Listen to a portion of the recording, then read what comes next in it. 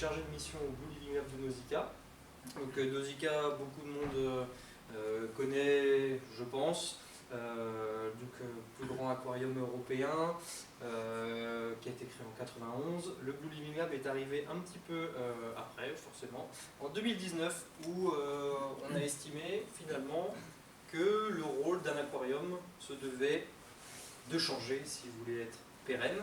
Un aquarium, ça a été pendant longtemps un endroit où c'était uniquement source d'émerveillement, de se rendre compte de ce qui se passe sous les océans, de faire comprendre finalement, de sensibiliser à l'univers sous-marin.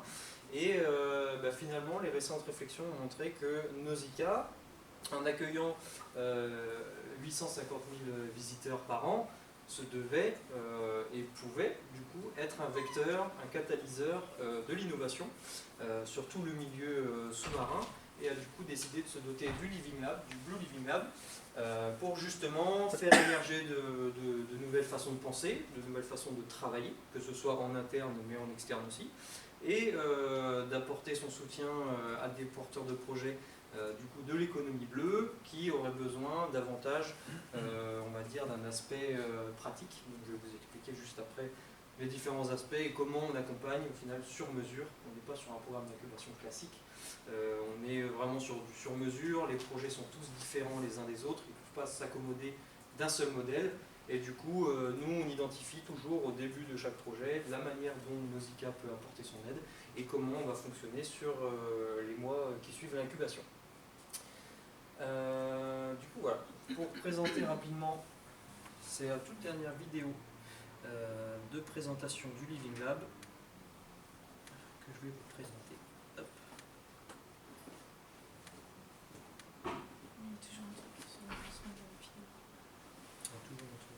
Attends, je vais lancer le tableau. Réduire la fenêtre. Ouais, parce que là.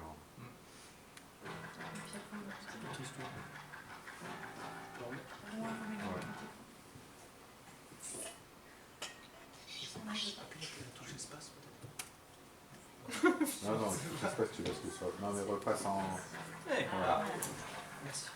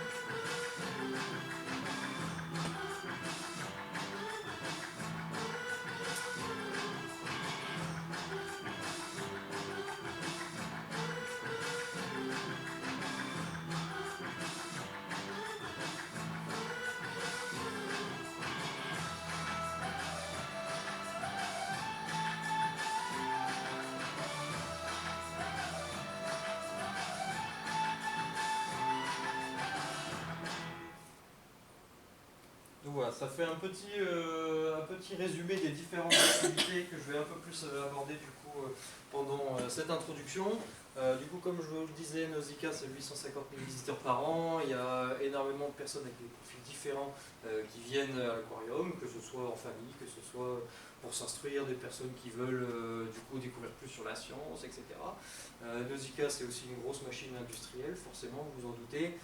C'est 17 000 mètres cubes d'eau, il y a 7 km de tuyauterie à l'intérieur de Nausicaa pour alimenter et du coup traiter les différentes eaux pour tous les différents bassins.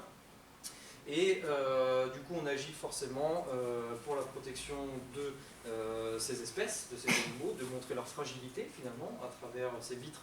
C'est de montrer que le moindre de nos impacts finalement peut avoir une conséquence sur un environnement qu'on ne voit pas forcément, à contrario de forêts ou de choses qui peuvent être directement constatées à l'extérieur de l'eau. Du coup, le Blue Living Lab, comme je vous le disais, du coup, a accompagné environ 11 projets start-up depuis sa création, tous dans des univers assez différents. Et aujourd'hui, on est en train de développer une gamme de services à destination des entreprises. Du coup, dans toute cette logique, finalement, c'est pas tant l'incubation, comme je vous disais, c'est l'esprit Living Lab. Donc c'est l'esprit tester, discuter, créer des synergies avec des acteurs qu'on n'aurait pas forcément identifiés auparavant, et surtout mettre en lien avec ses visiteurs, finalement co-créer, créer une synergie avec les visiteurs. Chacun des visiteurs qui vient a sa propre idée sur la question, a sa manière d'envisager la vie, ce mode de consommation, comment il vit, comment il éduque, etc. Il y a pas mal de choses à envisager, et du coup le but c'est vraiment de mettre à disposition des porteurs les locaux de Nausicaa, donc l'infrastructure, que ce soit pour faire des tests comme pour Nicolas et son drone sous-marin, que ce soit pour Natacha l'accès aux différentes classes et aux scolaires, sachant qu'une grosse partie des visiteurs chaque année c'est des scolaires avec des professeurs qui viennent pour faire des thématiques particulières sur le climat, sur l'océan, et de voir comment la médiation scientifique est faite pour quelqu'un qui ne vient pas forcément du milieu scientifique ou de la médiation. Et du coup, voilà, des projets uniquement forcément durables en relation avec l'homme et l'océan, et pour améliorer justement cette relation entre homme et océan. Alors ici vous pouvez voir du coup tout l'écosystème qui tourne autour du Blue Living Lab, et du coup tous les partenaires qu'on va solliciter et mettre en relation finalement pour faire émerger de nouvelles idées, de nouvelles manières de concevoir les différents projets et l'émergence de nouvelles idées. Donc vous allez avoir tout l'espace Nausicaa en lui-même, les 10 000 m² d'exposition, les 17 000 m³ du coup d'eau, toute l'expérience visiteur autour de ça, la science qui est traduite, c'est un énorme lieu de médiation scientifique, pour finalement attirer aussi, et puis de dire voilà, on est un visiteur, on n'a pas juste voilà, on n'est pas juste là à Nausicaa pour regarder, on veut aussi agir, on veut être acteur, et c'est un lieu parfait qui combine un peu tous ces différents aspects que Nausicaa peut se permettre d'offrir. D'ailleurs, toute la partie industrielle et investisseurs, l'Union européenne avec énormément du coup, de projets européens avec qui Nausicaa collabore, la région, le gouvernement, la structure de la gouvernance même de Nausicaa fait qu'on a un lien très fort avec tout l'écosystème finalement politique, public en local, mais aussi les différentes entreprises avec qui des partenariats ont été noués depuis la naissance de Nausicaa. Des porteurs de projets comme Natacha et Nicolas, des chercheurs, des universités pour justement continuer à favoriser cet univers de recherche dans un lieu aussi qui s'y prête, de finalement pouvoir se dire que Nausicaa contribue à illuminer des zones d'ombre encore qui peuvent exister au niveau sous-marin, et de comment alléger finalement le poids qui pèse sur les écosystèmes sous-marins. Et les usagers que vous avez ici, que peuvent être les visiteurs de Nausicaa, les industriels, les citoyens lambda, lors d'événements comme vous l'avez vu sur la vidéo. C'était le festival Team for Ocean pour la journée de l'océan, journée mondiale de l'océan, et du coup n'importe qui pouvait venir échanger avec différents acteurs. Natacha en a profité pour parler de son projet sur la grande scène. Un autre porteur de projet qui est venu expliquer ces thématiques de recyclage de déchets pour en devenir un mobilier urbain par exemple. Donc toutes les thématiques finalement peuvent être abordées pour aussi sensibiliser et montrer qu'il y a des choses qui se passent dans le niveau du maritime. C'est un secteur qui est plein d'opportunités, qui est encore très sous-exploité aujourd'hui, et finalement il y a tout à faire encore dans ce milieu-là. Du coup vous avez une liste voilà, non exhaustive ici des différents partenaires avec qui le Blue Living Lab travaille, des partenaires avec qui on peut mettre en relation du coup les porteurs quand ils en ont besoin. Par exemple, on va prendre ici l'exemple de la CCI Littoral pour Nicolas qui a besoin de s'affirmer par exemple au niveau de son entreprise, de savoir dans quelle structure juridique il parle, donc là ils vont pouvoir accompagner. Il est en train de discuter aussi avec l'Ifremer, je ne veux pas trop en parler, avec l'Ifremer pour faire des tests sur son drone. Donc finalement c'est de mettre à disposition tout ce réseau de partenaires en fonction des besoins identifiés par le porteur de projet. Donc ici vous avez finalement la logique d'open innovation qu'on essaye du coup nous d'inculquer et d'utiliser au quotidien au Blue Living Lab. On n'a pas de structure précise de ce qu'on va faire avec un porteur. On a des comités d'engagement, on discute avec les porteurs, on met autour de la table une structure de gouvernance, que ce soit en interne mais aussi des partenaires externes de Nausicaa, pour dire est-ce que c'est pertinent, est-ce que Nausicaa peut accompagner ces porteurs de projets, et auquel cas comment on fait. Et une fois que ce comité est passé, on discute du coup avec des porteurs, on fait des kick-offs, on regarde les différentes choses qui peuvent être apportées par les compétences de Nausicaa, par des partenaires externes, et ensuite on met en relation. Donc là c'est tout le besoin d'identifier au tout début le besoin des différents porteurs, rechercher ensuite dans le réseau quels sont les partenaires qui pourraient avoir la meilleure synergie, ensuite faire la connexion entre les deux.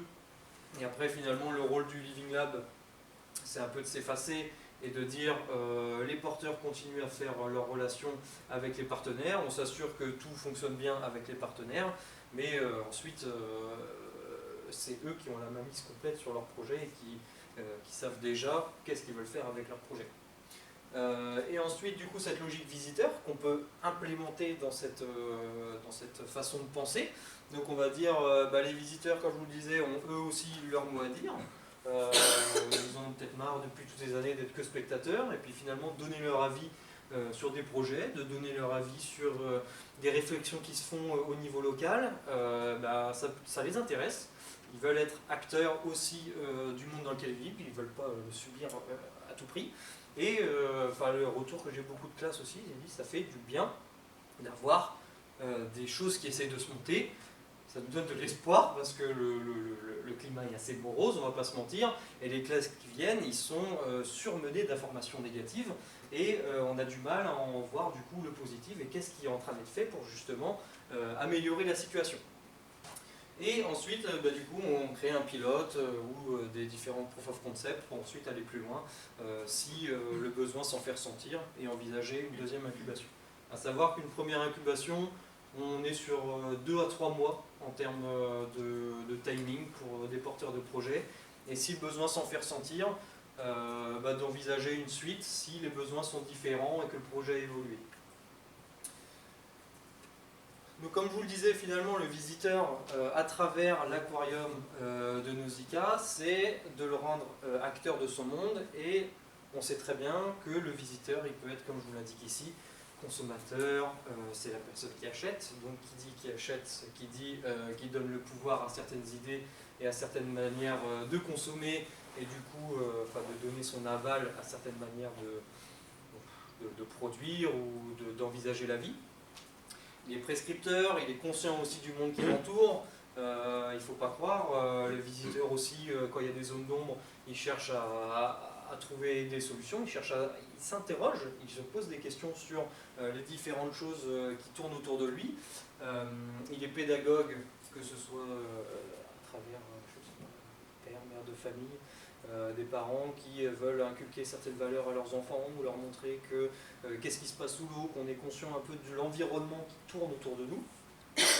Leader d'opinion, que ce soit avec sa famille, que ce soit avec ses collègues dans le milieu professionnel, de parler de ce qu'on a vu, d'envisager, vous savez très bien, vous aussi j'imagine que tous vos collègues n'ont pas tous la même façon de penser que vous, et en confrontant les idées, finalement, ça fait peut-être dévier, changer d'avis certaines personnes sur des questions auxquelles ils n'auraient pas forcément envisagé auparavant. Créatif du coup, et engagé, bien sûr. Donc ici vous avez quelques petites indications. Je ne vais pas vous parler de Coding & Bricks et Bentix qui du coup expliqueront leur projet directement après. Mais du coup c'est l'occasion pour moi de vous présenter quelques-uns des projets qui ont été accompagnés par le Blue Living Lab. Donc on a en haut à gauche Copéfiche qui est en partenariat avec l'Université de Lille et qui a pour but du coup d'élever des copépodes à l'aide de microalgues. Donc les copépodes c'est finalement la nourriture qui est donnée aux larves de poissons quand elles naissent, donc quand elles sortent de l'œuf. Les larves sont beaucoup trop petites, leur bouche est beaucoup trop petite pour donner un aliment classique, et finalement ils se nourrissent de copépodes qui sont des micro-organismes. Et l'objectif, encore une fois, c'est de récolter tous les œufs qui sont à l'intérieur de Nausicaa des bassins, de les récupérer et ensuite de les mettre dans un endroit, dans des bacs, dans lesquels ils peuvent ensuite se développer, et justement ça permet de limiter forcément les prélèvements en milieu naturel, d'avoir finalement un circuit autogéré avec des espèces qui sont à Nausicaa, qui se reproduisent à Nausicaa, qui se sentent bien, et que du coup nous on peut finalement accompagner et élever à l'intérieur de nos réserves. Très gros sujet qui est celui du larvaire, forcément. Corail Artefact, avec qui on travaille, c'est Jérémy Gobet qui a un projet lié du coup au corail. Et il a identifié qu'il y avait énormément de similitudes entre le corail, la manière dont pousse le corail, et les structures en dentelle. Donc il y a, encore une fois, c'est une histoire de biomimétisme, on s'inspire de ce qui existe dans la nature pour envisager des solutions de demain. Et lui aujourd'hui il développe des supports biosourcés, parce qu'il faut savoir qu'aujourd'hui les coraux qui vont être implantés, ils ne sont pas toujours sur des supports qui sont biodégradables ou bons pour l'environnement. Ça peut être des matériaux qui vont rester dans l'eau et qui vont finalement dégrader la qualité de l'eau dans laquelle ces différents éléments vivent. Et lui, il a eu comme idée de s'inspirer d'un biopolymère qui serait suffisamment résistant pour permettre à la bouture de corail de s'encrouter sur le support et par la suite de se biodégrader au fur et à mesure que le corail se développe. Donc c'est toute l'idée d'avoir, encore une fois, un zéro impact sur l'environnement. Et Virtual Dive, que vous pouvez voir ici, qui en fait développe un système de retransmission audio et vidéo en direct sous-marin. Donc lui, ce qu'il a identifié finalement, c'est qu'aujourd'hui, pour les personnes qui ne peuvent pas se déplacer, qui ne peuvent pas aller dans certains endroits, la technologie pouvait aujourd'hui apporter la solution à ces thématiques. Donc toutes les pensionnaires, les maisons de retraite, d'EHPAD qui ne peuvent pas se déplacer, et soit qui physiquement, soit les structures n'ont pas les moyens, du coup finalement lui il apporte cet univers directement à ces personnes-là, là où elles sont. Et du coup on est en train de développer, comme vous pouvez le voir ici, ça c'était début octobre, avec Alain Dinis du coup, qui a son PC qui télécommande tout du coup à distance, avec un plongeur de Nausicaa équipé du système, avec un micro hydrophone, et en même temps le retour son. Et c'est-à-dire qu'ici en fait vous avez une création d'une réunion Teams, et du coup en fait vous pouvez échanger avec le plongeur qui est sous l'eau. Donc vous allez pouvoir voir ce que voit le plongeur et voir en même temps la tête du plongeur et discuter avec lui. Donc au niveau médiation, c'est vrai que ça fait rêver de se dire on se crée une activité, je sais pas moi, un certain jour de la semaine, et pendant 1 heure vous pouvez échanger avec un soigneur, un plongeur qui est de l'autre côté de la vitre et qui vous explique comment toutes ces espèces fonctionnent, qui peut nourrir les différentes espèces et vous expliquer toutes les questions que vous pouvez avoir finalement. Donc niveau médiation, c'est vrai que c'est un super atout. Ici vous avez finalement également les prestations aux entreprises dont je vous parlais rapidement, et c'est de mettre à disposition des entreprises certains aspects du Blue Living Lab qui peuvent être transportés. Donc ici on va typiquement parler des études de marché. Je vais vous présenter un outil qu'on utilise à Nausicaa qui s'appelle le Forum de la Blue Society, qui permet d'enquêter, de faire des études de marché auprès des visiteurs et récupérer pas mal de réponses. Des analyses sensorielles directement auprès du grand public de Nausicaa. On a pas mal de thématiques qui se font avec Boulogne-sur-Mer, c'est la première zone de transformation de produits aquatiques industriels en Europe. Il y a énormément d'entreprises qui sont postées ici, qui font de la transformation de produits aquatiques et halieutiques du coup, et souvent ils développent des super nouvelles idées, sauf que personne n'aime ces nouvelles idées, et du coup ça tombe à l'eau. Il y a de l'argent qui est dépensé pour rien, il y a du temps de R&D qui a été envisagé pour rien, et finalement ces analyses sensorielles permettent d'affiner la question en amont, de dire sur un échantillon représentatif à Nausicaa, est-ce que la formule plaît, est-ce qu'il y a une qui plaît plutôt qu'une autre, et récupérer du coup des informations directement du visiteur. Du prototypage si besoin, bon, ça pour le coup je vous avoue qu'on n'a pas eu trop de besoin dans ce sens à l'heure actuelle. On n'a pas des machines énormes pour tester leur résistance à l'eau dans les bassins de Nausicaa, c'est pas trop envisageable. Et du coup une dernière partie, si il y a des envies de créer des ateliers produits, co-design, mettre à dispo le lieu du Blue Living Lab, que ce soit un endroit d'open innovation où les gens puissent parler librement, faire intervenir peut-être du personnel de Nausicaa à ce moment-là, faire émerger de nouvelles idées, et du coup donner un sens justement à thématique d'open innovation.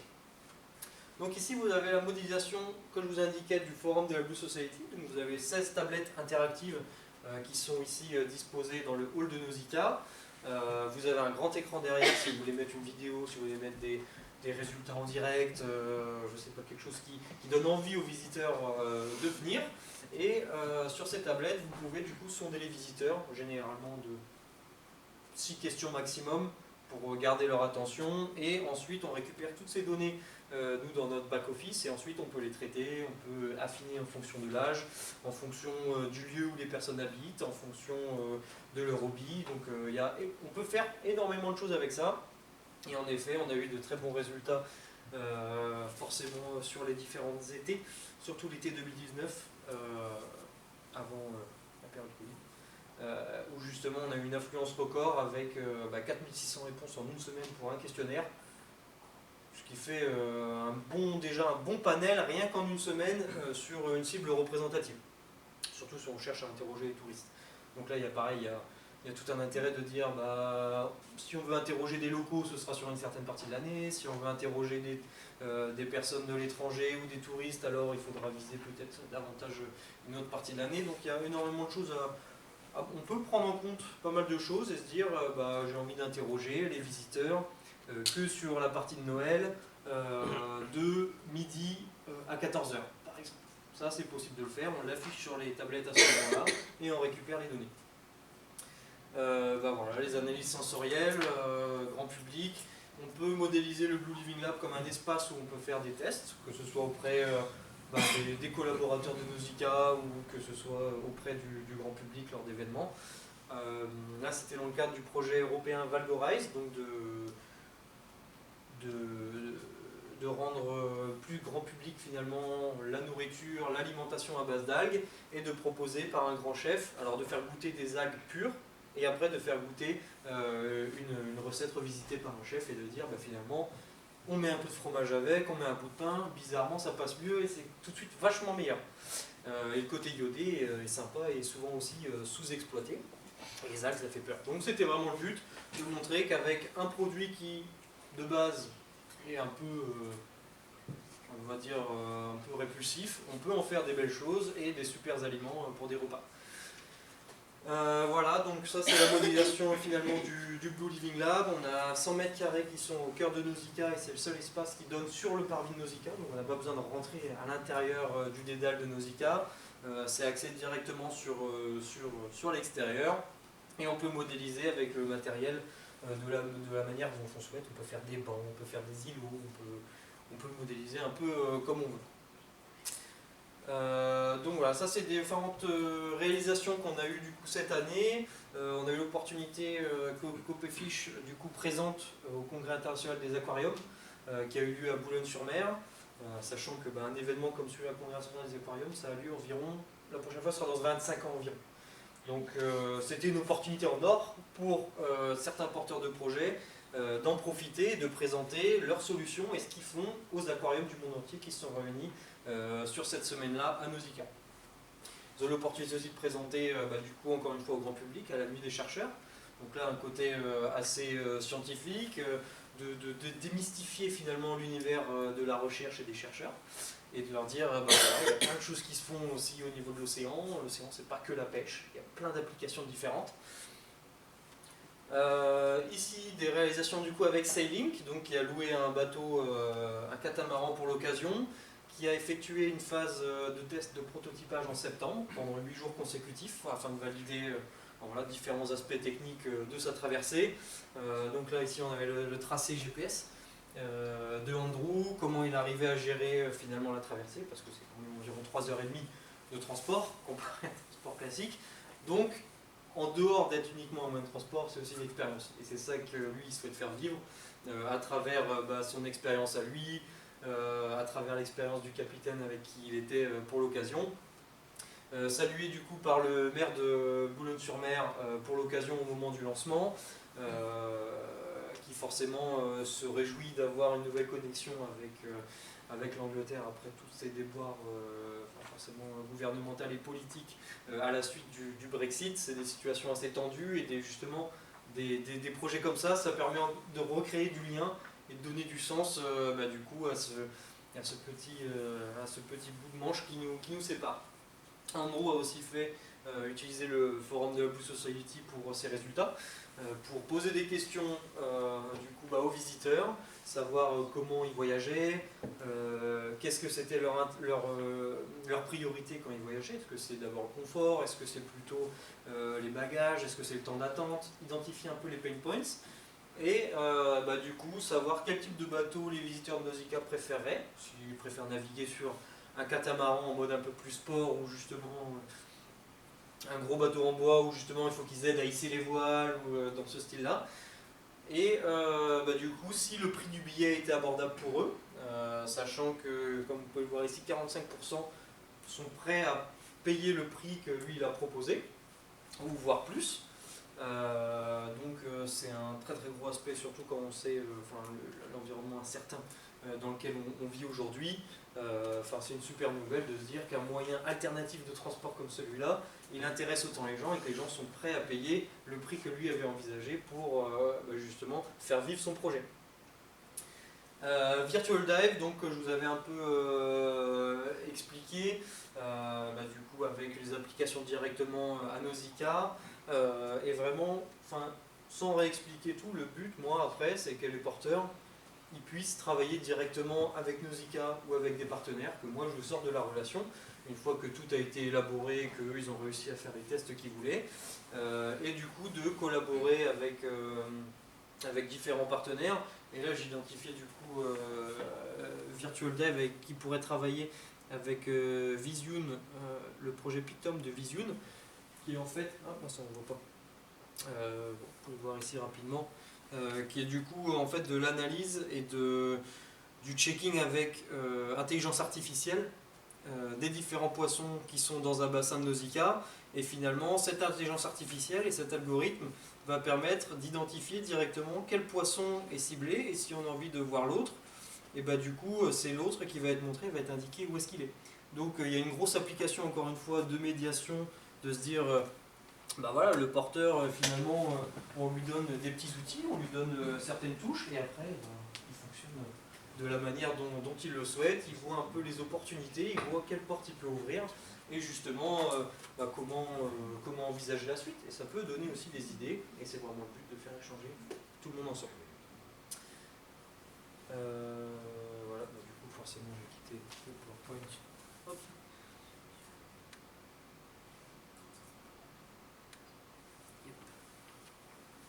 Voilà. Corail Artefact, du coup, de qui je vous parlais. Jérémy Gobet a eu l'opportunité aussi de présenter au congrès de l'IAC, donc au congrès international des aquariums, pour présenter sa manière de voir les choses en tant qu'artiste plasticien à la base, et de voir comment il fait les relations entre du coup, monde du corail et monde artistique finalement. Il a eu l'opportunité d'échanger au moment de la fête de la science et de faire un atelier à destination des scolaires pour modéliser à l'aide d'une branche et de différentes pelotes de laine des coraux qui existent et de sensibiliser justement à la fragilité de ces coraux. Ici quelques petites images du coup des tests qui sont menés dans les réserves de Nausicaa avec ces fameux aspects de ces fameuses bagues et de voir comment ça fonctionne lui à ce côté-là. Donc certaines des réalisations, on est parti aussi à Lisbonne pour le One Sustainable Ocean. C'était du coup dans le cadre de la saison de croisée innovation maritime entre la France et le Portugal, en marge du coup de la conférence internationale sur les océans qui avait lieu juste à côté à Lisbonne, et du coup d'échanger avec différents partenaires, de savoir un peu ce qui se fait aussi au niveau de l'innovation maritime au Portugal, parce que c'est très très dynamique. Et Natacha a eu l'opportunité de venir, de voir un peu ce qui se faisait dans l'univers de la Blue EdTech finalement, au niveau éducation, et d'échanger avec certains partenaires, clients potentiels, et d'envisager des parcours avec eux par la suite. Ici vous avez du coup dans la saison croisée le rendez-vous de l'innovation bleue qu'on a organisé à Boulogne-sur-Mer, à Nausicaa directement. On fait réunir 2 fois par an, c'est ce qu'on essaye de faire, des professionnels sur des thématiques particulières. Là en l'occurrence c'était avec des représentants de la French Tech Littoral, on voit Nuno Afonso ici. ici. On avait des entreprises qui sont pionnières dans l'innovation maritime juste à côté, donc qui ont fait le déplacement pour venir présenter leur manière d'envisager les choses et de créer finalement le monde de l'océan de demain. Et on a eu lieu la semaine dernière, le 3e rendez-vous de l'innovation bleue qu'on a fait dans le cadre du festival Innovation Mer et Littoral. Certains d'entre vous étaient présents à ce festival à cette occasion. On a eu des ateliers qui ont eu lieu au Living Lab, donc encore une fois une nouvelle manière d'utiliser le lieu. Et du coup, les deuxièmes sont sur la 2e place du podium au hackathon et que le Blue Living Lab va accompagner pendant 6 mois pour justement faire échanger avec des visiteurs de Nausicaa, voir les différentes applications qui sont possibles. Et eux, leur but, c'est de valoriser le patrimoine côtier entre Ambleteuse et le Portel. Donc il y a plein d'applications différentes, ça peut être militaire, ça peut être côtier, ça peut être sous-marin également, parce que c'est très sous-coté, il y a pas mal d'épaves qui se trouvent en face de Boulogne-sur-Mer. Il faut savoir qu'on peut plonger à Boulogne-sur-Mer, on voit des choses, même de ce qu'on a dit. Donc ça pourrait être l'occasion de dire, cette application, elle peut me donner des idées en fonction de mon profil sur ce que je peux faire demain. Donc voilà, la conférence du coup l'innovation bleue au féminin qui a eu lieu à ce moment-là, avec un échange croisé avec Angeline Pignon de Aquimer, Marie-Noël Tigné-Dièvre du cluster maritime français, qui est vice-présidente et aussi présidente de Wista France, qui est une association du coup de femmes dans le milieu du maritime au niveau national, et également Sandra Ray, qui est entrepreneuse dans la bioluminescence, qui a lancé sa start-up alors qu'elle venait pas du milieu, elle venait du milieu du design, elle s'est lancée dans la science et la science sous-marine. Du coup, elle était là pour témoigner aussi que tout est possible et que justement ces jeunes femmes qui étaient dans le public, qui sont étudiantes, et qu'il ne faut pas se décourager. Il y a plein de belles possibilités à travailler dans ce milieu. Donc voilà, ça vous donne un petit peu une vue d'ensemble sur les différentes actions du Blue Living Lab, ce qu'on a fait jusqu'à présent. Il y a plein de choses qui sont à construire. C'est vrai que toutes les discussions qu'on fait avec les différents partenaires, ça mène toujours à de nouvelles manières finalement de valoriser le Blue Living Lab. Donc n'hésitez pas, s'il y a des choses qui vous passent par l'esprit, nous on est toujours dans cet esprit justement de réfléchir ensemble et d'imaginer que ce soit des solutions ou des manières de fonctionner, de créer ensemble. Donc ce serait avec plaisir d'échanger avec vous. Et puis sur ces belles paroles, je vais laisser la place à Nicolas. Moi je vais pas vous parler de drones aériens, aujourd'hui je vais vous parler de drones sous-marins. Donc je vais détailler un peu tout ça. Et en particulier Bentix, c'est un projet de drone sous-marin sur lequel je travaille maintenant depuis plus de 3 ans en parallèle de mes études à HEI. Donc petite présentation avant peut-être. Donc Nicolas Moracino, je suis en dernière année d'école d'ingénieur à HEI Junior, ici à Lille. L'année dernière je me suis spécialisé en conception mécanique et puis cette année j'ai décidé de m'orienter en entrepreneuriat de manière générale, j'ai eu un cursus un peu technico-commercial, j'ai vu les nouveaux process en industrie, j'ai vu comment fonctionnait une entreprise. Donc tout ça, ça m'a permis d'avoir une casquette avec ces deux aspects. Et j'ai toujours été quelqu'un de passionné de drones marins, sous-marins, terrestres et aériens. Et au travers de mes recherches, mes échanges avec certains acteurs dans le domaine du naval, j'ai pu constater certaines choses. Mais d'abord, avant ça, peut-être vous expliquer comment est venue l'idée de ce projet, d'abord. Il faut savoir que quand j'étais en 2e année de classe prépa, on devait réaliser tout au long de l'année un projet sur le thème de l'océan. Alors je vous l'ai dit, moi je suis un passionné de drones de manière générale, d'impression 3D, des nouvelles technos et de la robotique mobile. Et donc c'était sur le thème de l'océan. On est parti sur l'idée de drones sous-marins avec mes camarades de classe. Et puis malheureusement, il y a eu le fameux premier confinement Covid. Donc on a rendu une maquette non fonctionnelle. Et puis étant donné que c'était moi qui avais eu l'idée au départ, je me suis dit, pourquoi pas continuer à développer ce projet en parallèle de mes études. Et au final, c'était un bon choix de ma part, parce que je suis là devant vous pour vous expliquer ce projet. J'ai eu l'occasion de rencontrer vraiment pas mal d'acteurs dans différents domaines, échanger avec eux, et puis même techniquement, en parallèle des études où on voit des choses un peu théoriques, là ça me permet de travailler sur un projet beaucoup plus concret et du coup en apprendre plus sur la conception, sur les drones de manière générale. Il faut savoir qu'au travers de mes recherches, mes expériences dans le cadre de mes stages ou encore mes échanges avec certains acteurs dans le domaine du naval mais aussi dans d'autres domaines, j'ai remarqué que les drones sous-marins actuels, ils étaient toujours aussi coûteux, difficiles à manipuler, à transporter et à déployer dans l'eau. Et donc, il y a un problème qui est apparu, c'était comment on pouvait rendre plus simple leur utilisation. Et donc pour ça, j'ai ramené avec moi la version de drone que j'ai développée, donc, qui est Bentix. Et donc Bentix, c'est un nouveau robot mobile qui peut effectuer des missions complexes dans des environnements hostiles, restrictifs, difficiles d'accès, on va dire, pour l'homme. Et ici, la polyvalence de sa conception, de cet équipement, va lui permettre d'intervenir dans plusieurs domaines d'application que je citerai tout à l'heure, notamment pour de l'inspection et de la surveillance subaquatique. L'idée, c'était vraiment de faire une version pocket, vous voyez, ça fait le volume d'une boîte à chaussures, abordable, compacte, légère, facilement transportable et déployable dans l'eau. C'était ça vraiment l'idée du départ. Hop. Donc évidemment, il existe déjà des versions de drones sous-marins et aussi un peu pocket. Qu'est-ce qui fait la différence de mon proto, de mon produit sur le marché? C'est quoi sa valeur ajoutée? Je l'ai déjà un peu introduit, mais voilà, déjà en termes de dimension, il est relativement compact. Je vous l'ai dit, là, il fait vraiment le volume d'une boîte à chaussures. Il est polyvalent, on peut l'utiliser dans plusieurs applications, dans plusieurs environnements.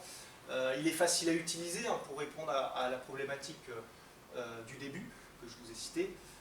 Ergonomique, c'est-à-dire que là, vous avez juste à enlever un petit bouchon, vous le branchez directement sur secteur quand il n'y a plus de batterie, par exemple. Il est aussi plug and play, premier drone sous-marin plug and play. Donc c'est-à-dire que, on imagine vous avez un équipement, un élément du drone qui lâche, ça peut être des LED, ça peut être les moteurs que vous voyez en bleu.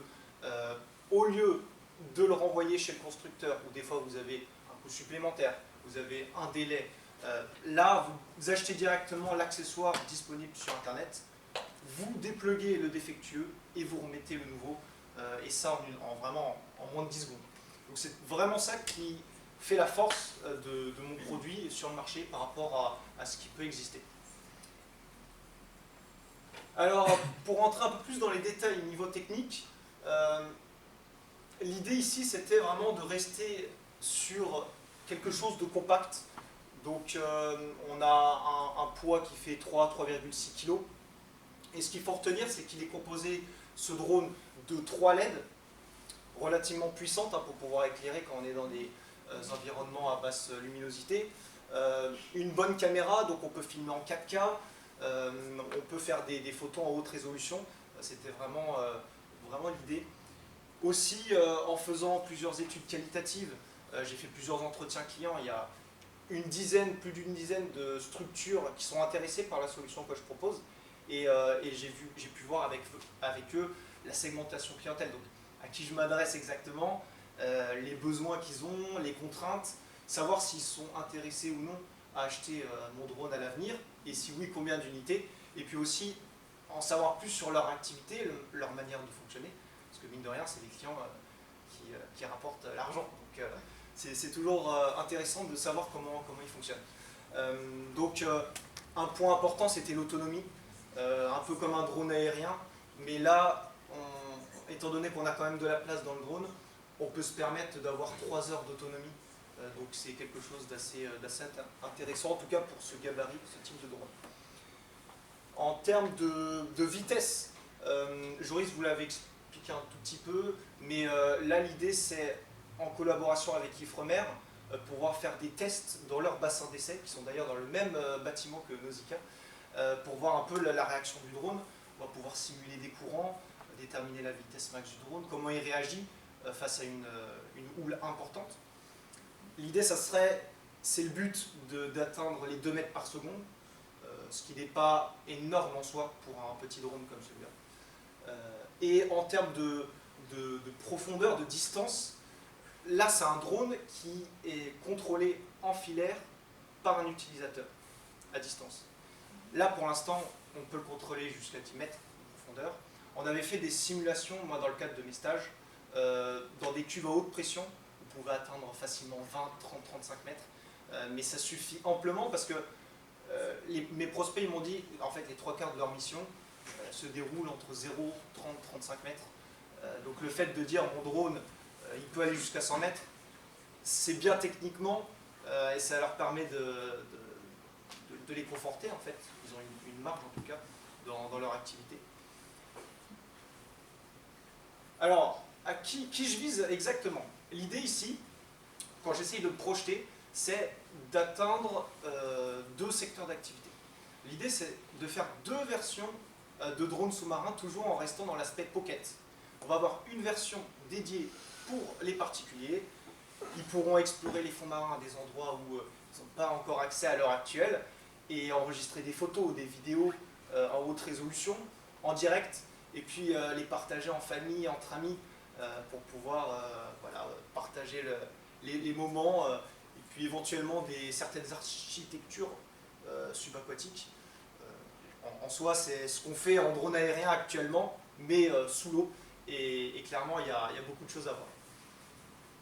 Donc je vise notamment des cibles qui sont les passionnés de la mer, ça peut être les touristes, les pêcheurs, les influenceurs, qui auront certainement un besoin en ce sens et qui pourraient être intéressés par la solution que je propose. Mais du coup, le plus gros de mon business, ça va être les industriels. Ils sont très friands de ce genre d'équipement. Ce matin, si vous étiez là, j'avais posé la question de maintenance préventive à un acteur. Et c'est vrai qu'il y a de plus en plus d'industriels. Là, typiquement, hier, j'ai eu un entretien avec le port de Boulogne. Et c'est vrai que eux, pour éviter de faire appel à des plongeurs ou d'autres structures, faire appel à un plongeur, c'est coûteux.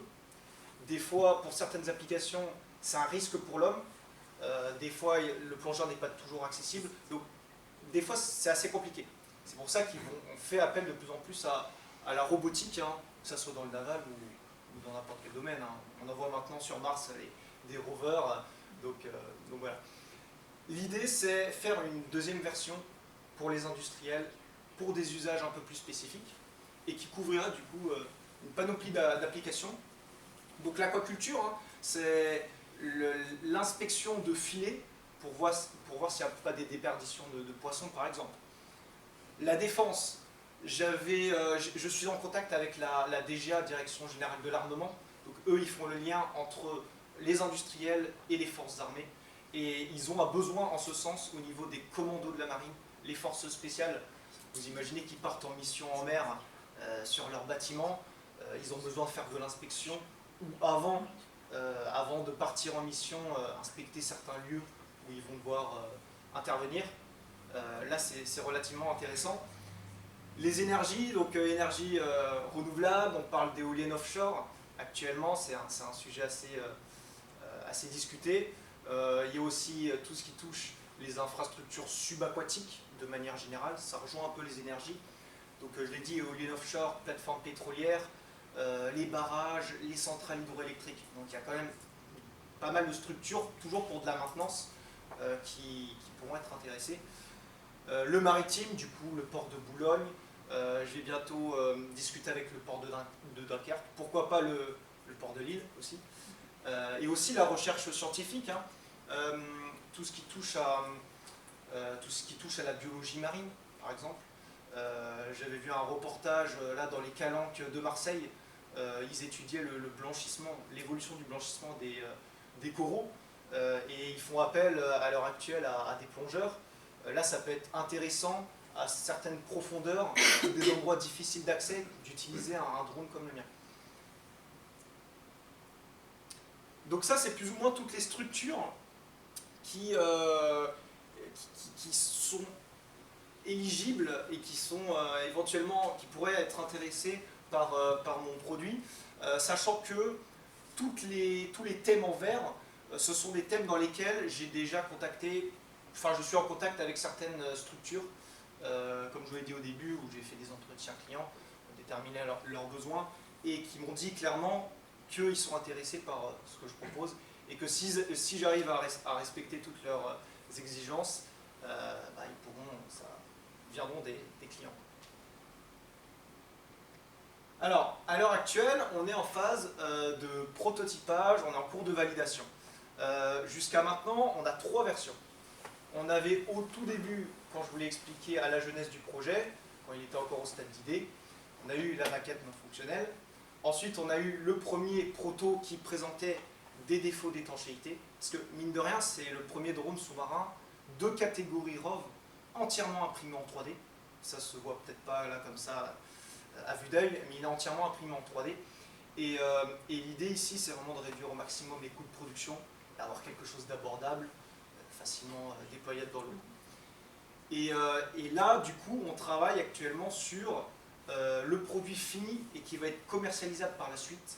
L'idée, ça serait d'arriver à ce produit-là avant fin 2023, voire 2024, et du coup, le commercialiser par la suite. Alors, le lien aussi avec Nausicaa, parce que je suis là aussi pour ça. J'ai été à Nausicaa, donc incubé en tant que porteur de projet, sur les 2 années consécutives. Donc j'ai commencé l'année dernière, il me semble, 4 à 6 mois. Et du coup, ça m'a permis de réaliser mes premiers tests techniques. Donc là, on me voit avec le drone et la télécommande en train de faire des essais. Donc là, c'était pas sur cette version-là, c'était sur celle d'avant qui présentait des défauts d'étanchéité. Et du coup, là, on testait vraiment dans des conditions réelles le drone.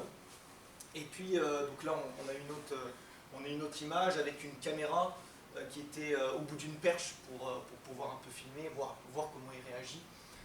Donc on a validé la communication. Donc entre la télécommande et le drone, on a validé la stabilité, parce que mine de rien, on veut quand même quelque chose de stable. Le challenge ici, c'était de faire quelque chose, un équipement qui ne coule pas, mais qui ne flotte pas non plus. Donc en fait, quand vous le mettez dans l'eau, il puisse rester entre 2 eaux. Et ça, au niveau du lestage, au niveau de la flottabilité, c'est vraiment au gramme près, donc c'est assez exigeant à ce niveau-là. J'ai validé du coup mes tests d'étanchéité, et on communique beaucoup, parce que mine de rien, quand vous concevez quelque chose, un projet plus ou moins innovant, une nouvelle techno, vous voulez le vendre après, c'est bien d'avancer techniquement, mais à la fin, il faut le vendre. Et c'est ce que j'ai compris, moi, en travaillant sur le projet, c'est que la communication, c'est vraiment quelque chose d'important. Tout l'aspect marketing, corporate, voilà, l'idée à la fin, c'est quand même de vendre la solution que je propose. Et puis, donc, cette année, donc là, vous avez Joris qui est à côté de moi, j'ai renouvelé mon incubation pour la 2e fois à Nausicaa. Et là, vraiment, l'idée, c'est, avec cette version, finaliser mes derniers tests techniques pour du coup développer et valider l'aspect technique pour le produit fini et commercialisable que je développe maintenant. Et aussi, phase importante, et c'est ce que je fais là en full time, c'est rencontrer les éventuels clients, déterminer leurs besoins, leurs contraintes. C'est vraiment quelque chose d'important. Et donc là, ce que m'apporte Nausicaa, c'est déjà un soutien au niveau technique. Je peux tester mon drone dans des conditions réelles dans leur bassin, mais aussi au niveau business. Ils ont une grande notoriété dans le domaine maritime, du naval, et ils peuvent me mettre en relation avec certaines structures qui peuvent être intéressées par ma solution. Donc ça, c'était quelque chose de très important, en tout cas dans le cadre de mon projet. Et puis, évidemment, toujours communiquer au travers de mes avancées et de l'état d'avancement. L'objectif final, quand j'essaye de me projeter sur 3 ans, c'est vendre une centaine d'unités par an pour commencer à être rentable, évidemment. Que Bentix puisse répondre aux exigences des clients, mais du coup devenir aussi une référence dans le domaine de la robotique sous-marine pour l'inspection et de la surveillance. L'idée, c'est d'être présent à certains endroits stratégiques, d'abord en France, donc sur les littoraux, près de Boulogne-sur-Mer, même à Toulon, c'est des endroits relativement intéressants. et puis éventuellement s'étendre à l'étranger, parce qu'il y a certains pays qui sont plus ou moins friands de ce type de technologie, les Philippines ou autres, qui ont un besoin vraiment en ce sens. Et donc l'idée aussi, c'est de créer une start-up de 3-5 salariés, recruter éventuellement des personnes compétentes, mais dans les domaines de la communication, peut-être aussi de la R&D. Moi, mon projet, ça touche la conception mécanique, c'est de l'électronique, c'est de la programmation. De manière générale, il y a ces 3 thèmes-là. Et donc mon rêve, évidemment, depuis toujours, c'est vraiment de pouvoir révolutionner un peu ce domaine-là. Je trouve qu'on est au tout début. Je vous ai pas fait part de l'étude de marché que j'ai réalisée, mais clairement, les drones sous-marins, la robotique sous-marine, c'est le tout début. Et c'est comme si, c'est comme à l'époque quand les drones aériens ont vu leur apparition. On est vraiment au tout début, il y a de plus en plus d'applications et les industriels ils se remettent de plus en plus en question et ils disent ok, il y a quand même quelque chose à faire à ce niveau-là et se procurer une version de drone dans leur activité. Je suis là ici déjà parce que j'ai besoin de vous déjà pour avoir un retour sur ma présentation, sur mon projet, mais aussi si vous connaissez des contacts ou des structures qui pourront être intéressées, pour moi les contacter par la suite et voilà, continuer les échanges, déterminer toujours leurs besoins parce que je suis vraiment à fond là-dedans et puis voilà, merci pour votre attention. À la base, Coding and Bricks, disons moi, Natacha, j'ai fait une formation au Danemark chez Lego Éducation en 2015. De là, en fait, j'ai une formation de teacher trainer pour permettre en fait, Lego Éducation a des supports. Vous avez une entité qui propose des workshops pour enfants, pour jeunes. Et donc il y a des supports qui permettent à la fois aux enfants et ados d'apprendre à programmer, d'avoir quelque chose de concret, c'est-à-dire d'apprendre en faisant, et en même temps de créer. Et donc moi j'ai été formée chez Lego Éducation au Danemark, justement sur la pédagogie, pour ensuite former les professeurs à cette notion de pédagogie, d'apprendre en faisant, d'apprendre par les pairs, d'apprendre par l'erreur. Et donc voilà. Alors j'ai un petit peu un parcours atypique. Donc en fait, j'ai expérimenté énormément de choses avec les enfants, avec les écoles. J'ai organisé des événements, par exemple sur la semaine du numérique, sur Dunkerque il y a très longtemps, mais dans d'autres villes aussi. L'idée toujours, moi, c'est que l'apprenant, l'enfant, il faut l'ouvrir en fait, il faut l'éveiller. Tout simplement parce que l'éveiller, c'est lui permettre de peut-être découvrir ses dons. Alors pas spécialement d'être développeur demain, parce qu'en fait en soi, c'est pas un objectif. En revanche, c'est vrai que Coding and Bricks, c'est né aussi, ça j'ai oublié de vous le dire, c'est que c'est né tout simplement, quand j'ai lancé Coding and Bricks, mes enfants ils avaient 5 et 7 ans. Je suis arrivée dans une ville, à Dunkerque, j'ai vécu 10 ans sur Paris, et je bossais pour une SS2I. Et donc j'avais que des développeurs avec moi. J'ai découvert un monde. J'ai découvert aussi des conflits à l'époque. Les commerciaux vendaient des choses qui étaient infaisables pour les développeurs, ou alors qui demandaient un budget multiplié par 3, voire plus.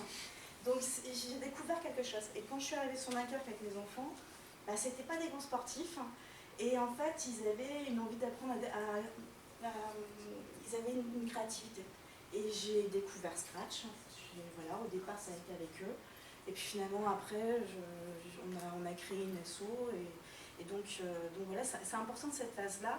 Parce que, en fait, je me suis rendu compte que développer, c'était faire fonctionner son cerveau. C'est pouvoir créer des jeux. Donc moi, déjà en tant que personne, je me suis rendu compte de ça. Et j'ai vu l'impact sur les enfants. C'est-à-dire sur les enfants, les jeunes, ça peut être 6 ans comme 14 ans. Et en fait, ça développe énormément de créativité. Ça permet aussi aux jeunes d'être totalement autodidactes. Et donc moi, je dirais que c'est plus la partie pédagogie, éveil et ouverture vers le monde et finalement vers le métier de demain. Aujourd'hui, en fait, Coding and Bricks, finalement, en fait, c'est un terme qu'on utilise surtout dans les pays anglo-saxons et en tout cas nordiques et scandinaves, c'est ce qu'on appelle les STEM, sciences, technologies, ingénierie et mathématiques. Finalement, autour de la pédagogie de projet, quand on fait un projet, même dans le monde de l'entreprise ou voilà, dans n'importe quel projet, en fait, on fait en sorte que différentes compétences puissent travailler ensemble. Et donc finalement, c'est très logique, ce serait extrêmement logique de se dire que les enfants peuvent apprendre autour d'un projet plusieurs disciplines. Donc finalement, les STEM, c'est ça. Dans les pays, et le A, c'est pour la créativité. Donc j'ai expérimenté. L'avantage des projets, c'est qu'on peut aussi travailler sur quelque chose qui ne sera pas trop genré. C'est-à-dire que construire une voiture avec des Legos, il y a des filles, moi j'ai joué au Lego quand j'étais enfant, mais ça peut déjà faire un clivage. Le fait de travailler sur des projets qui sont plus ouverts, et pour faire le lien après sur tout ce qui est objet connecté, finalement on peut travailler une notion de projet avec enjeux climatiques, ou comment dire, réflexion sur les enjeux climatiques, et là en fait, qu'on soit une fille ou un garçon, finalement ça parle aux jeunes. Et donc en fait on enlève ce clivage, voilà, il n'y a pas de voiture, il n'y a pas de robot, ça ressemble pas à papa, il y a quand même un petit détail et ça c'est très très important. Donc aujourd'hui en fait Coding and Bricks, c'est plusieurs choses, hein, j'ai pu découvrir aussi plein d'univers qui se rapprochaient du monde scientifique en participant à la conférence Scratch du MIT à Amsterdam. 2 ans après, j'ai fait celle de Bordeaux. Moi, ça m'a permis de désacraliser un peu le lien avec les scientifiques et le monde un peu des personnes qui sont très spécialisées dans leur domaine, parce qu'en fait, il y a une vraie ouverture d'esprit et j'ai pu le faire à d'autres moments. Typiquement, il y a eu une conférence sur les EdTech à Casablanca, on m'a demandé d'intervenir. Et voilà, il y avait le ministère le ministre de l'Éducation et des enseignants et des profils dans le domaine éducatif. Et c'est vrai que finalement, je pense que Coding and Bricks n'apporte pas une notion tech pour faire des futurs geeks, mais apporte plutôt une ouverture et une pédagogie qui fait que on ose, en fait, les jeunes osent. Donc aujourd'hui, en fait, je propose à la fois des workshops, des stages, des tech camps, ça dépend du lieu où je suis même différemment, et donc en école ou l'établissement scolaire, tout comme le grand public. Donc ça, c'est, voilà, selon les années, c'est parsemé différemment. Voilà, c'est mon choix, c'est moi qui décide. Après, je fais aussi de la formation d'animateur. Alors là encore, c'est dans une notion de, non pas de les former de façon super geek, mais justement dans des centres sociaux connectés, des centres de loisirs. En fait, on a des animateurs et en fait, s'ils ne se sentent pas légitimes, ils ne vont rien faire. Alors qu'il y a énormément de supports qui sont totalement accessibles et qui en fait vont créer l'appétence, enfin les enfants vont adorer utiliser les supports.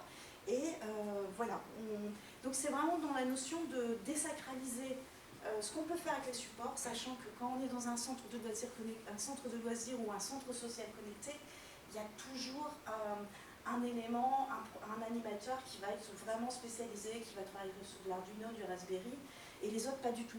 Mais il y a moyen d'avoir du matériel qui n'est pas utilisé par un seul animateur. Donc voilà. Après, il y a aussi des formations en milieu éducatif.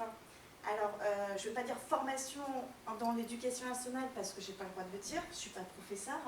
Donc en fait, on appelle ça souvent du transfert de compétences quand c'est dans un établissement vraiment scolaire. Alors j'ai fait des interventions, du coup ça dépasse un peu la programmation parce que récemment j'ai fait des interventions dans des collèges parce que le département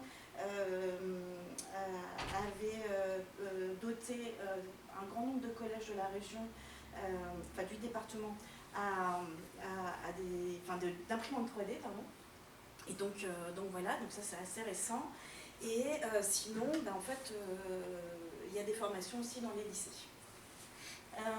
L'autre chose aussi, comme je suis une entreprise en fait, l'éducation, je ne sais pas si des personnes sont dans le domaine éducatif là, ici, mais l'éducation en fait c'est super enrichissant, mais c'est vrai que ça peut être dangereux d'être que sur la partie éducation et donc d'avoir que des clients dans le domaine éducatif, bien que j'ai réussi à stabiliser, mais voilà. Donc Coding and Bricks a 2 côtés, une partie où je m'adresse aux entreprises et une partie où je m'adresse en éducation. En entreprise, c'est plus de la facilitation d'ateliers, l'intervention quand un service, une équipe a besoin de méthodes agiles pour pour fluidifier les échanges. Voilà, c'est mon côté à moi, et je suis formée à une approche qui s'appelle le Lego Sales Club. Toujours des Lego. Donc voilà. Et là, c'est un peu la passerelle B2C éducatif, parce que je participe ou j'organise des Kids Day en entreprise. Sinon, bah voilà, des webinaires, je l'ai déjà fait aussi, mais dans le domaine sur des sujets d'éducation. Et donc voilà.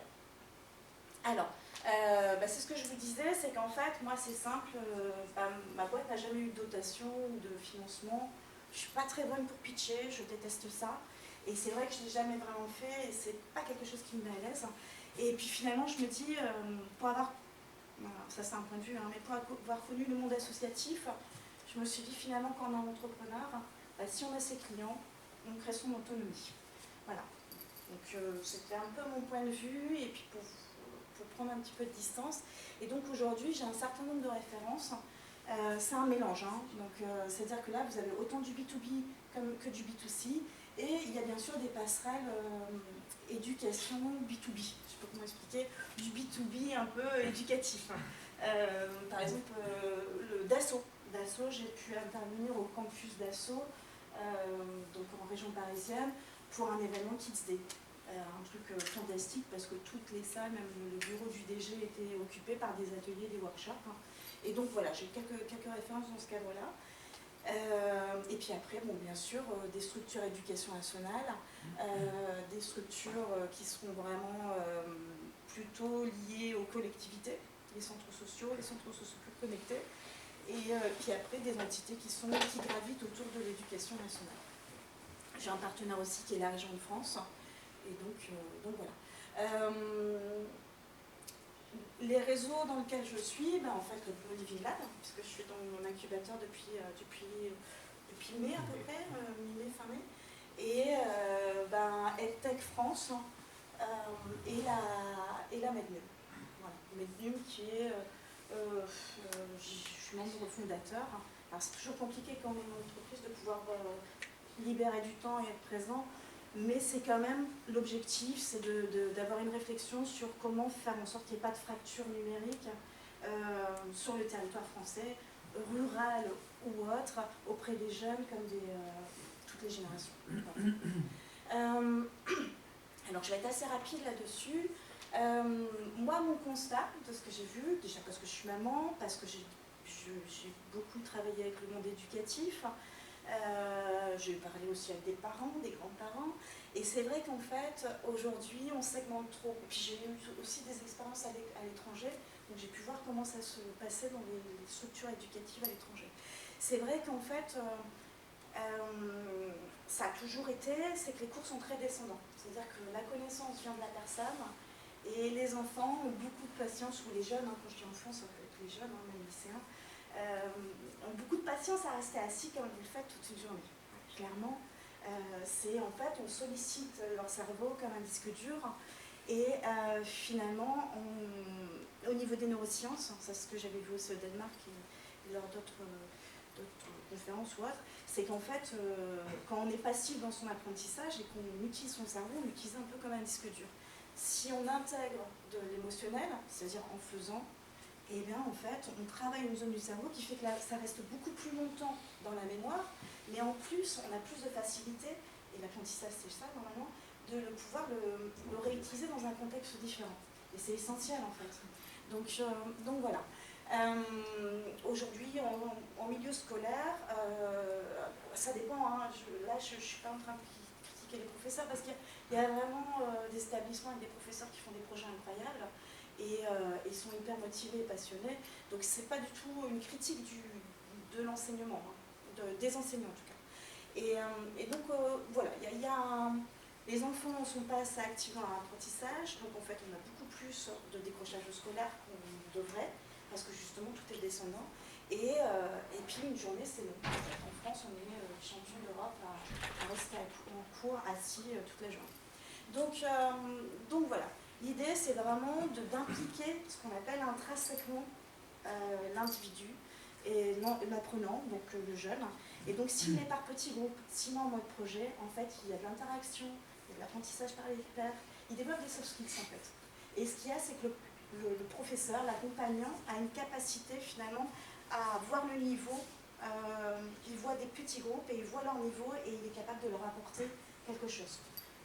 Pour faire un parallèle, quand j'étais à la Casablanca, il y avait une personne qui était suédois, qui n'avait pas été dans l'enseignement et à un moment donné, il avait une opportunité de job dans une école qui était un peu innovante dans les quartiers, un quartier prioritaire de Stockholm. Et donc il y a 10 ans, ce quartier et cette école surtout étaient destinés qu'aux enfants de réfugiés. Donc ils disaient, les parents de mes enfants ne parlaient pas le suédois. Enfin voilà, c'était une école un peu test. Et finalement, cette école, ils ont mis en place une pédagogie, donc bien sûr la pédagogie de projet. Leur classe, c'est 40 élèves, mais il y a 3 professeurs.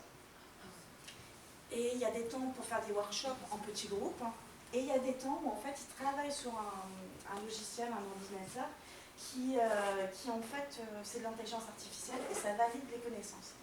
Lui, il récupère les informations sur un certain nombre de points, et quand il voit qu'il y a des échantillons, des élèves qui ont bien acquis, d'autres moins acquis, voilà, il refait des groupes, et là c'est de nouveau du petit groupe avec le professeur, justement pour monter en compétences.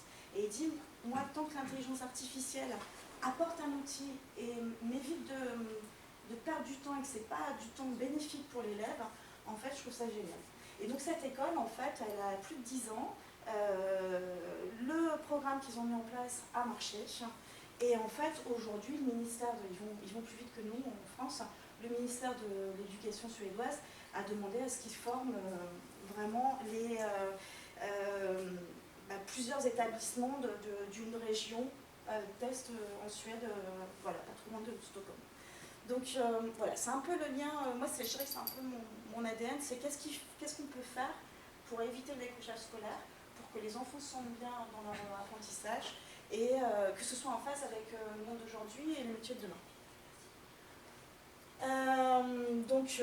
Voilà, bon, je ne vais pas rentrer trop dans les détails, mais l'idée c'est d'apprendre étape par étape, de faire ce qu'on appelle du arts fun, c'est-à-dire que c'est de ne pas accompagner tout main dans la main, sauf qu'il y a un certain nombre d'étapes où en fait ce sera totalement accessible pour tout type d'enfant et ça va créer une satisfaction. Un côté vraiment c'est prendre soin de l'émotionnel de l'enfant parce que l'émotionnel est clairement lié à son apprentissage. Et donc après, en revanche, c'est de pouvoir le faire monter en compétences et par petits groupes par rapport à leur niveau. L'erreur, c'est essentiel, hein, parce que même en tant qu'entrepreneur, quand on fait une erreur, en fait, c'est une solution pour demain. C'est-à-dire qu'on apprend de nos erreurs. Le système français nous empêche un peu de voir l'erreur comme quelque chose de positif ou l'échec. Voilà. Qu'est-ce que je peux vous dire? Ah oui. Aujourd'hui, c'est vrai qu'on peut apprendre à programmer, on peut apprendre à faire des projets, alors voilà, mais il y a des statistiques qui le montrent, c'est qu'il y a demain, il y a très très peu de femmes qui seront dans les métiers de demain, très très peu de jeunes filles vont choisir des filières scientifiques, très peu de jeunes filles vont choisir des filières liées au numérique, et demain, en fait, les métiers seront dans ces domaines-là. Donc en fait, il y aura un décalage, et là, c'est un sujet sociétal.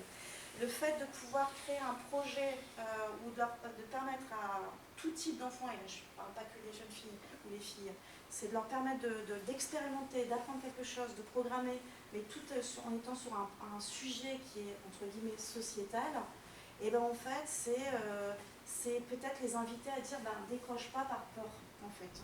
Donc voilà, les jeunes filles, il faut savoir que vers la 5e, c'est à ce moment-là qu'elles se disent les sciences c'est pas pour moi, les mathématiques c'est pas pour moi, ou la programmation encore moins. C'est pour ça que quand on a des BTS, ce week-end j'ai participé à un hackathon, j'ai posé la question, c'était des élèves de BTS, ils étaient 4, et j'ai dit vous avez combien de filles dans votre classe? Et donc c'était SIM si je ne me trompe pas la section, et en fait il me dit au début d'année on en avait une, elle est partie. Voilà. Donc c'est quand même assez, ça peut être problématique. Voilà. Surtout qu'il y a plein de métiers qui gravitent autour du numérique, donc je pense que tout le monde peut trouver sa place. Le projet de Coding and Bricks avec le Blue Living Lab, c'est vraiment de faire la passerelle entre les enjeux numériques les enjeux climatiques et océans. Voilà.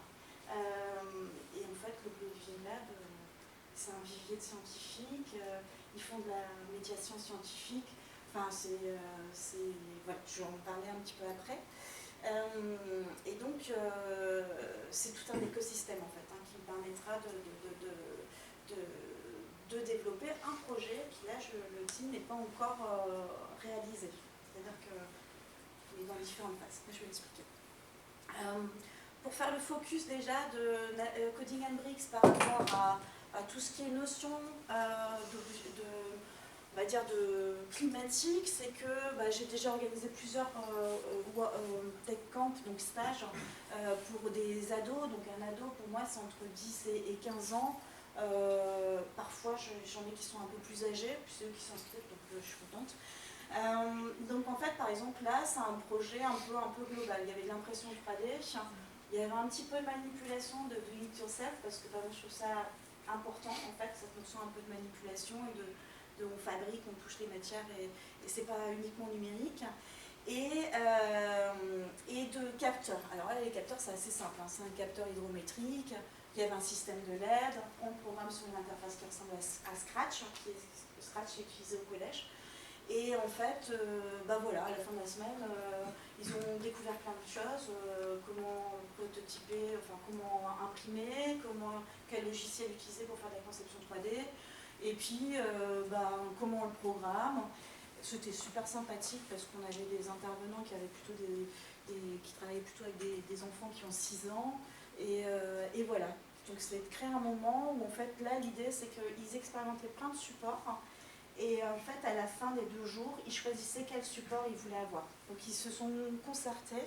Et c'était à la demande de la structure. Ils se sont concertés pour choisir le matériel qu'ils allaient utiliser. Parce que moi, typiquement, c'est pareil avec la région, ça me fait mal au cœur quand des collectivités achètent du matériel, que ce matériel n'est pas utilisé. Enfin, je trouve ça... voilà, il faut qu'il soit utilisé, le matériel. Et donc, pour le permettre de le faire utiliser par un maximum de gens, il faut le désacraliser. Là, c'est un autre partenaire qui... aujourd'hui, j'y suis plus parce que pour une question de distance, de répartition du temps, c'est le campus tourisme et innovation. Là, c'est en fait, ce qui est assez amusant, c'est que derrière, c'est un challenge parce que derrière, c'est plutôt les filières tourisme et restauration. Et il s'avère que j'ai fait des super projets rigolos. Alors, les premiers, en fait, c'était les deux en parallèle, la notion de potager connecté. Ils ont eu des projets entrepreneuriaux à faire qui devaient faire le lien avec à la fois le contenu de leur cours en restauration.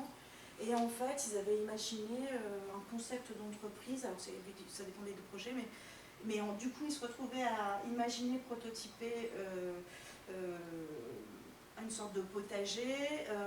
Dans leur cours, ils voyaient quelles plantes, parce que en cuisine, ils avaient besoin d'herbes aromatiques et tout ça. Et on y ajoutait la notion de pouvoir voir comment est la plante, s'il faut la l'arroser à distance. Voilà, donc il y a eu différents projets, c'était assez amusant. Et là-dessus aussi, j'ai intervenu aussi sur la partie idéation. Voilà, donc avec les méthodes agiles, voilà, tout simplement. Mais ça a été une très très bonne expérience. Et puis avec mon approche Lego House. Là encore, ville intelligente. Alors, on va prendre une certaine distance. Le CITC fait des projets vraiment on va jusqu'au bout de la notion des objets connectés, comme je vous l'ai dit moi au départ. Je suis plus dans créer une appétence et donner une compréhension.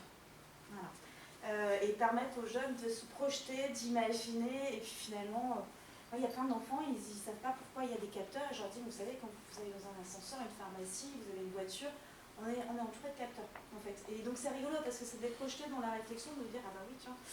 Et donc là, c'était assez amusant, parce que... donc c'est le type de projet que je peux faire.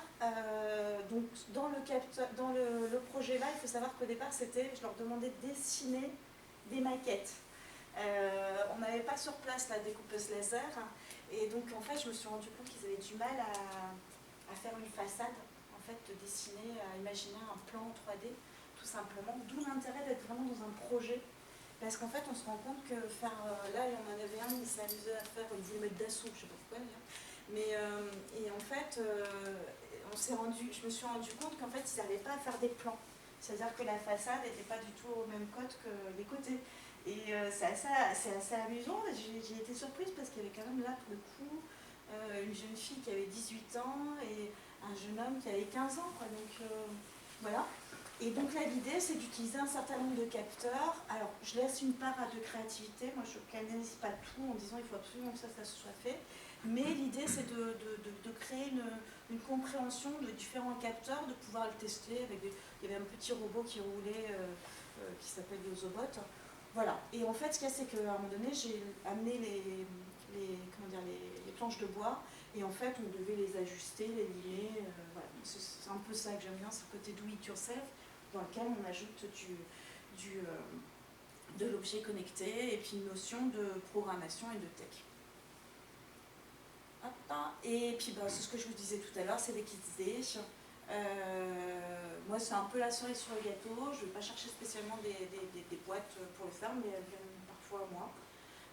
Donc voilà, donc il y en a une pour la BPCE, c'était au Parc des Princes. C'était 2500 collaborateurs avec leurs enfants. Moi, j'avais 2 espaces. Il y en avait un où, en fait, Parc des Princes, ça a été un grand stress pour moi parce que je ne suis pas très foot. Et en fait, je me suis dit, mais qu'est-ce que je vais faire? Pendant 15 jours, je réfléchissais, je me suis dit, mais qu'est-ce que je vais faire? Et en fait, on avait 2 loges, donc 2 superbes loges. Donc en fait, il y a une partie, j'ai fait Lego créativité. Donc là, c'était du vrac, et ça va, quoi. Et une partie, c'était plus... il y avait un terrain de foot avec des Mindstorm, des robots Mindstorm. Et donc en fait, il y avait 2 robots qui faisaient un match de foot. En fait, voilà. Il y avait 2 tables. Et donc voilà, ça s'est bien passé, c'était amusant. Le milieu, c'est Dassault, là c'est Dassault. Et puis après, je l'ai fait aussi en événement sur Facebook, ici à Lille. Il y avait eu un événement. Et puis chez Lego, ça c'était il y a longtemps à Paris. Donc voilà. Bon. Pourquoi Blue Living Lab? Et bien en fait, moi j'ai participé à un événement sur le Touquet où c'était un pitch. Je pense que c'était le fun truck. Et en fait, comme je vous l'ai dit, je n'aime pas du tout pitcher. Et là, ce jour-là, ça avait été une catastrophe. Et en fait, finalement, c'était quand même très positif. Parce qu'à l'époque, Gaëlle est venue me voir. Elle m'a dit, mais Natacha, avec votre projet, en fait, je pense qu'il y a des passerelles à faire avec le Blue Living Lab. Je ne connaissais pas spécialement le Blue Living Lab. Et j'ai dit, oui, peut-être. Alors voilà. Et puis, au final, j'ai candidaté. Et pour moi, très sincèrement, le Blue Living Lab, demain, je ne suis pas du tout encore dans la phase où en fait, business plan, j'ai une idée sur la partie business plan, mais je ne suis pas du tout dans la phase de production. Je sais qui vont être mes fournisseurs, mes potentiels partenaires, je sais comment je veux vendre, à qui, en tout cas au départ, ma première cible. Mais ce qui était le plus important, parce que je pense que là c'est intéressant, ce que j'ai fait de par le passé, c'est sympa, c'est créer de la créativité, voilà, je suis très contente. Mais mon objectif, jusqu'à présent, en fait, la tech j'aime bien, mais finalement je m'en fous un peu. Moi je suis plus intéressée par tout ce qui est enjeu climatique, ça a plus de sens pour moi que la notion programmée, atelier numérique. Voilà. Et en fait, je m'étais toujours dit, merde, j'aimerais pouvoir créer un projet qui fait que, je peux capter et attirer des profils qui ne seront pas spécialement en appétence pour apprendre à programmer, et en même temps, travailler sur des thématiques qui me plaisent, voilà, et qui sont importantes, en fait, qui ont du sens. Et donc, en fait, voilà, ça fait un réalignement du sens, un enjeu commun et sociétal, et puis en même temps, un alignement avec moi-même. Donc, et puis je me suis dit, ça me manquait toujours en fait. Point important que je n'ai pas eu jusqu'à présent, c'était la stabilité sur un territoire. Quand on est dans le monde de l'éducation et qu'on n'a pas de territoire, sauf si on vend quelque chose en direct au grand public, qui passe par Internet, voilà. Mais si on veut vraiment être inscrit dans le côté territoire, je veux dire éducatif dans le sens noble, si on n'a pas un territoire stable, c'est très compliqué. Donc voilà. L'incubateur du Blue Living Lab, en fait, déjà maintenant, il y a eu plein de trucs. Alors bon, c'était un peu tôt. Là-haut, c'était une interview avec Bismart, C'était, j'ai plus le terme, c'était Bismart, c'était focus, pas climat, mais environnement. Impact. Comment? Impact. Impact, pardon. Donc, et là, donc c'était une première interview. Bon, voilà, mais c'est toujours stressant de parler d'un projet qui n'est pas encore sorti de terre et d'être un petit peu budget. Mais c'était une très bonne expérience et finalement, avec l'échange, ils m'ont dit quand votre projet sera fait, votre kit sera prêt, revenez. Donc, voilà. Donc, le Blue Living Lab, c'est de la mise en réseau.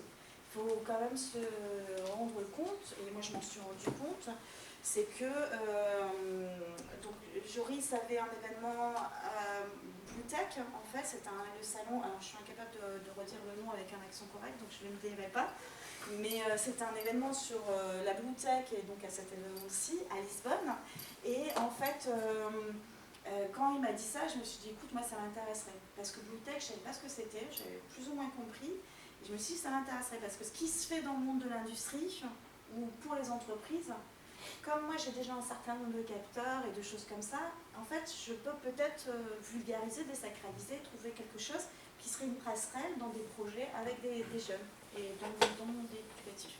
Et donc en fait c'est comme ça que je vous ai accompagné, sachant qu'il y avait aussi les événements de l'ONU, en fait, des Nations Unies sur Océan. Donc voilà. Moi, parce que je suis Cutting and Brick, c'est membre de Tech France. À un moment donné, ils m'ont sollicité pour intervenir à la station F, sur un salon EdTech. Et bon, quand on est une entreprise, on peut dépenser plein d'argent. Et en fait, c'est toujours la question, c'est est-ce que c'est le bon moment d'aller faire un salon? Est-ce que, voilà. Donc, ouais, c'est la station F, mais bon, après, tu n'as rien à vendre pour l'instant, tu vas vendre des stages, donc est-ce que tu le fais? Et donc je me posais la question, et donc voilà. Donc en fait, j'en ai parlé au Blue Living Lab, et le Blue Living Lab est un incubateur, c'était la station F. J'ai dit, est-ce que finalement ça vous intéresserait d'avoir une visibilité et de parler du concept du Blue Living Lab à la station F. Et puis en fait, voilà, finalement on s'est organisé comme ça. Moi, ça m'a permis de sonder des professeurs. Alors il faut savoir que dans les EdTech, il y a beaucoup de choses qui sont déployées, donc des applications, des logiciels, des supports. Quand c'est quelque chose de concret, en général, c'est pour les enfants en dessous de 10 ans, voire même 4, 5 ans, 7 ans, 8 ans. Je dirais même 4 à 7 ans, ce qui est un peu antinomique, parce qu'un enfant a peut-être besoin d'autre chose qu'un support numérique, mais bon. Et donc, en fait, je me suis rendu compte que finalement, il y avait beaucoup de profs qui venaient de toute la France, mais qui étaient des professeurs de maternelle ou de primaire. Donc voilà, ça m'a permis de découvrir un écosystème et un public qui était intéressé par le numérique et le tech pour les scolaires, et il y avait beaucoup de primaires. Mais en revanche, il y avait des professeurs de lycée qui nous disaient « Ah, enfin, il y a quelque chose pour les lycées ». Donc voilà, c'était une mise en contact, c'était intéressant. Je suis contente d'avoir partagé le budget avec Nausicaa. Quand même. parce que ça n'aurait pas valu le coup que j'y aille comme ça, tout simplement. Et ça s'appelait le 422. Alors, ce que je disais, Blue Living Lab, c'est quand on était à Lisbonne, ça a été super enrichissant, déjà parce que j'ai pu voir ce qu'était la Blue Tech, premier point. Deuxième point, c'est que, en fait, à chaque fois que je disais que j'étais incubée à Nausicaa, en fait, que ce soit des Espagnols, des Suédois, en fait, ils disaient « Ah ouais, génial, je ne savais pas qu'il y avait un incubateur », et voilà. Et donc, en fait, Nausicaa, ça a un rayonnement incroyable, mais peut-être plus que dans le sud de la France, si ça tombe à l'étranger. En tout cas, là, dans cet événement, c'était vraiment le cas. Et parce que c'est vrai que c'est le premier musée aquarium d'Europe, mais c'est surtout un centre de la mer. Et c'est en fait, moi c'est ça que j'apprécie, c'est qu'à un moment donné, mon projet, j'ai envie de mettre du contenu, alors j'ai envie de l'adapter à une cible plutôt d'ado, donc je dirais 7-14 ans maximum, mais du coup d'utiliser aussi des supports et des outils de communication qui soient littéralement adaptés à leur tranche d'âge, donc d'avoir quelque chose de sexy pour eux. Mais en termes de contenu, ce qui est important, c'est qu'il y ait une vraie valeur scientifique, une vraie démarche scientifique. Et donc en fait, Nausicaa, ce sont que des scientifiques. Et la méthodologie, la médiation scientifique, c'est quelque chose d'hyper carré et sérieux. Et en fait, c'est quelque chose qui va m'apporter, enfin, l'écosystème va être vraiment un apport pour moi.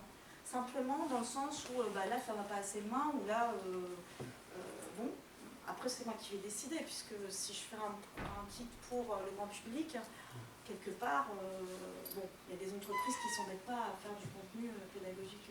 Voilà. Mais c'est quand même quelque chose de très important pour moi, de pouvoir être en contact avec des scientifiques et des équipes, c'est déjà important. Donc c'est la mise en réseau, clairement, c'est des écosystèmes, c'est aussi, demain, c'est de pouvoir tester, en fait.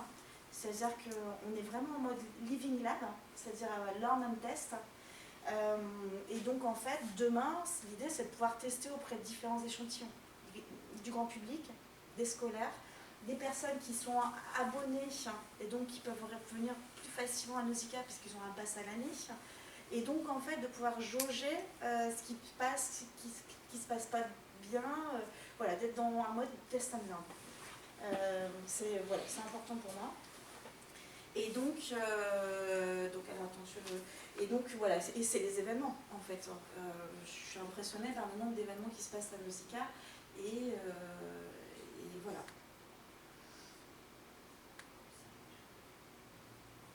Donc là je vais continuer à parler parce qu'en fait typiquement ce petit support, hein, j'ai eu la chance de faire un kick-off par rapport au lancement du projet. Donc l'objectif il était double pour le Living Lab, c'était les équipes de Nausicaa, donc c'est autant marketing que communication, que vraiment médiation scientifique pure, puissent découvrir ce qu'est Coding and Bricks et son projet. Et donc en fait on a pu, grâce au Blue Living Lab, en fait, j'ai pu faire un workshop, faire vivre un workshop aux participants et moi assister en fait, quelque part. Et donc en fait on a fait un atelier d'idéation, ça permet aussi de créer du lien avec les équipes, parce que l'objectif c'est pas de les sursolliciter, mais c'est d'avoir un lien suffisamment bon pour qu'à un moment donné, s'il y a un besoin d'échange, on puisse l'avoir. Et là on était vraiment dans un atelier créativité, imagination, idéation sur le potentiel avantage d'être de créer un kit et surtout en passerelle avec le sujet des océans et du climat. Voilà. Donc là, ça ne pourra pas regarder jusqu'à la fin parce que en fait, vous allez voir tourner, vous allez vous prototyper, vous faire un petit kit. Donc ça, c'est un des apports du Blue Living Lab qui est réel. J'ai pu participer au hackathon ce week-end, donc ça a été un peu plus compliqué pour l'hackathon, mais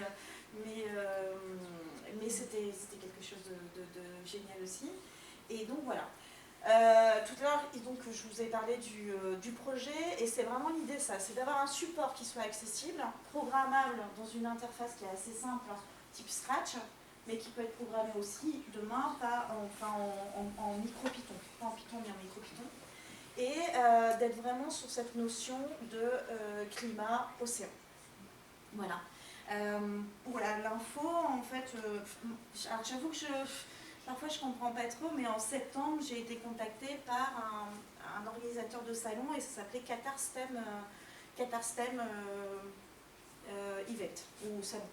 Et en fait, là, je me dis c'est une erreur, j'ai un appel de New York, j'ai un appel de Dubaï, je me suis dit comment ça se fait que je m'appelle. Donc je rappelle, j'ai une personne, et en fait, ils organisaient un événement sur les STEM. En fait, ici, on parle de EdTech, à l'étranger, on va plus parler de STEM, de sciences, technologies, ingénierie et mathématiques. Et en fait, sa démarche était simple, c'était de me demander si j'avais envie de participer au salon. Voilà, vous imaginez. Donc je me suis dit, si c'est offert, c'est un super bon vivier pour s'inspirer, mais c'est clair que c'était pas son job de m'offrir un stand et un déplacement au Qatar. Et donc en fait, on a quand même eu un échange, et c'était assez intéressant parce que il disait, mais en fait, il y a autant des gens qui sont à former, il y a un équivalent, c'est Magic Maker, qui forment à l'apprentissage du code, c'est un peu une école du code pour les jeunes. Il y a des kits, mais en fait, finalement, il y a très peu de kits qui fassent la passerelle entre donner du sens et puis faire les inventeurs de demain, en fait. C'est-à-dire qu'un enfant qui s'amuse à créer, à programmer suivant un petit projet, demain, il le démonte, c'est comme avec les Lego, et il peut créer des choses. Donc l'idée c'est vraiment ça, c'est de pouvoir proposer un kit qui va assurément parler des enjeux climatiques, des océans, et qui va à la fois amener du contenu, qui va à la fois amener une ouverture sur des réflexions. Et dedans, il y aura un certain nombre de capteurs. Et en fait, l'idée, c'est que demain, en fait, la boîte, elle soit démontée, qu'il ait fait peut-être 3-4 projets, et puis il s'amuse à bidouiller un truc dans son garage, dans son jardin, et que ces capteurs et ces supports soient utilisés. Voilà. Et que ce soit sa création à lui ou à elle. Donc c'est ce que je vous disais, en fait, c'est vraiment l'apport du Blue Living Lab, c'est qu'en fait, je suis avec des vrais spécialistes du sujet. Donc en fait, pour vraiment amener un contenu qui soit de qualité. Après, tout est à définir dans le sens, au départ, je voulais m'adresser au monde éducatif, ce ne sera pas ma priorité, mon objectif premier. Ce sera vraiment le grand public, vendre demain dans les boutiques type de Nausicaa, Futuroscope, Cité des Sciences, voilà, en France, mais ça peut être aussi à l'étranger. Et puis ensuite, j'ai des partenaires chez qui je peux déjà revendre le kit, c'est-à-dire que voilà. Et c'est un kit avec pour donner un petit peu d'informations sur business model, c'est un kit avec qu'on peut acheter sur un lieu, dans un lieu, un petit peu Nausicaa, mais on peut aussi l'acheter en ligne. Et en fait, l'idée, c'est qu'il y a un abonnement. L'enfant ou le jeune reçoit un complément et surtout du contenu dedans. Et donc il y a un certain nombre de choses. Je sais que j'ai été mentorée par une société qui fait de la réalité augmentée, qui est une belle boîte. Et typiquement, c'est vrai que j'aimerais bien pouvoir offrir des choses comme ça sur la partie application. En fait. Donc voilà dans les grandes lignes. Merci. Et merci. Je ne sais pas si vous avez des questions.